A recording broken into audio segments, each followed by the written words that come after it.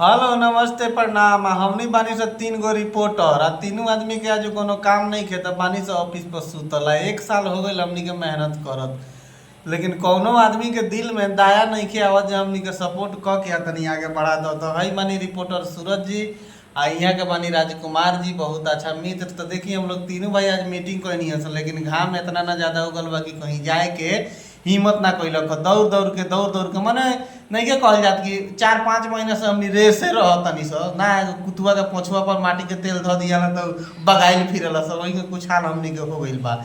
लेकिन कोनो फायदा होत नहीं कि अभी तो तनी सपोर्ट उपोर्ट करल जाए, वीडियोवा के ढेर शेयर करल जाए। बात जानतन भैया, हां कही ना हमनी मेहनत करनी सन जनता ला, हाँ। लेकिन जनता ना केकरा मेहनत करेला। जनता लोग मेहनत करेला लो, राधा मोहन सिंह ला, राजेश कुशवाहा ला। वो लोग देखे में तो राजेश कुशवाहा के नेता लोग अभी मीटिंग चलता, चुनाव बाटे लोकसभा के।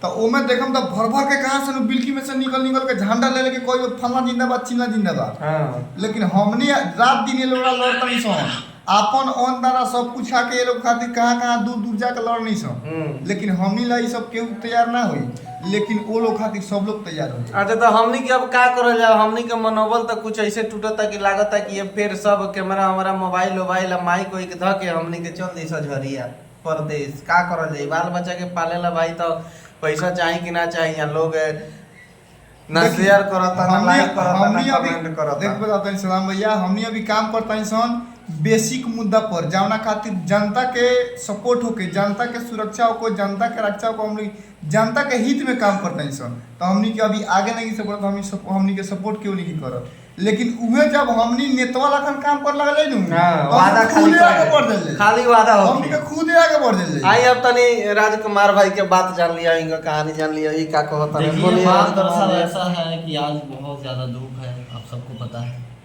तो हम तीनों भाई सोचे कि आज कहीं ना जाके थोड़ा सा रेस्ट किया जाए। दिन तो आप लोग देखते हैं कि हर दिन कुछ ना कुछ आप लोगों को देखने को मिलता ही है, लेकिन धूप बहुत ज़्यादा है। तो इसीलिए हम लोग सोचा कि आज थोड़ा सा अपने बॉडी को भी रेस्ट दिया जाए, क्योंकि वीडियो तो वैसे भी नहीं चल रहा है। लोग जो वीडियो को है शेयर कर ही नहीं रहे, लोग हम लोगों को प्यार सपोर्ट दे ही नहीं रहे, तो अब क्या किया जाए।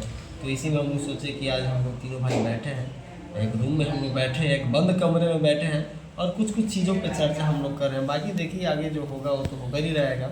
और मेहनत हम लोग लगातार कर रहे हैं, लेकिन सपोर्ट कोई नहीं कर रहा है। देखिए बेचारा मन मार के बैठे हुए हैं, देखिए मुस्कुरा तरह की कि शेयर करो, लाइक करो, कमेंट करो, लेकिन आप लोग सपोर्ट कीजिएगा तो आदमी आगे निकल जाएगा। चलिए इस वीडियो को देखकर आप लोग क्या कहते हैं जरूर कमेंट में बताइएगा, और शेयर कर दीजिए वीडियो को, ताकि ये वीडियो तनिक कुछ लोग लगे पहुंच जाए, जो हमनी के देख के जरूरत रहता वो लोग देख ले हो, आज सपोर्ट करता वो लोग देख ले हो। चलिए फिर मिलता इनसे दूसरा न्यूज में मने लोग के न्यूज में माई कोई के संग है।